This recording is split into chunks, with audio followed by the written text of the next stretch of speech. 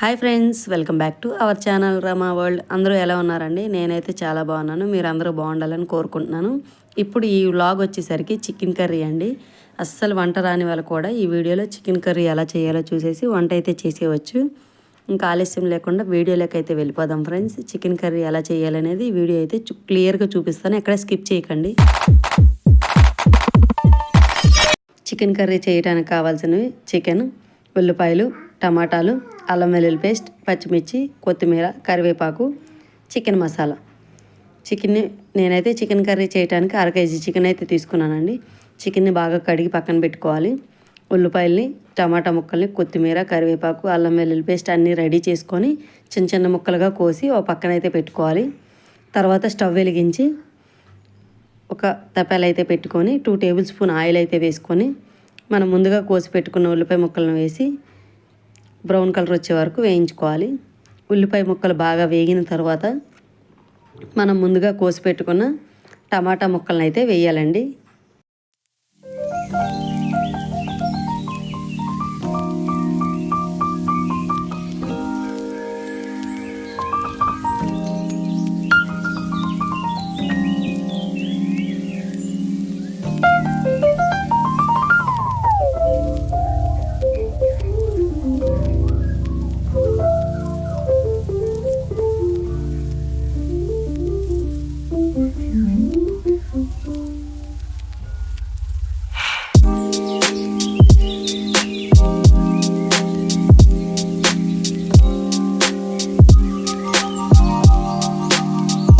ఇప్పుడు టమాటా ముక్కలు ఉడికిన తర్వాత చికెన్ వేసాం కదండి. చికెన్ కూడా వాటర్ అంతా సపరేట్ అయిపోయిన తర్వాత 1 స్పూన్ పసుపు, 1 స్పూన్ సాల్టు, 2 టేబుల్ స్పూన్ కారం అయితే వేసి 2 టేబుల్ స్పూన్ అల్లం వెల్లుల్లి పేస్ట్ కూడా వేసేసి ఒకసారి బాగా కలుపుకొని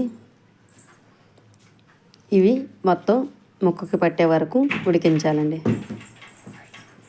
చూసారా, నేను చెప్పిన విధంగా ట్రై చేయండి. అసలు ఎక్కడ స్కిప్ చేయకుండా ఈ వీడియోని అయితే చూడండి.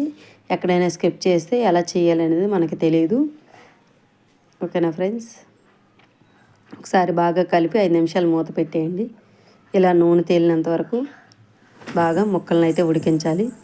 తర్వాత 1 గ్లాస్ వాటర్ అయితే తీసుకొని చికెన్లో అయితే వేసుకోవాలి. తర్వాత చికెన్ మసాలాను అయితే వేసి మూత పెట్టి ఒక 5 నిమిషాలు ఉడికించాలండి.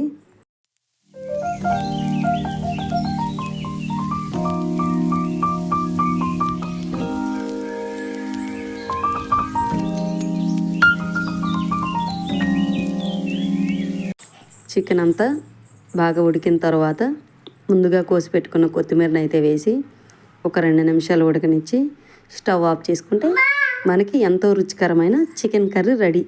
ఈ వీడియో కనుక మీకు నచ్చినట్టయితే లైక్ చేయండి, షేర్ చేయండి, సబ్స్క్రైబ్ చేసుకోవడం మాత్రం మర్చిపోండి.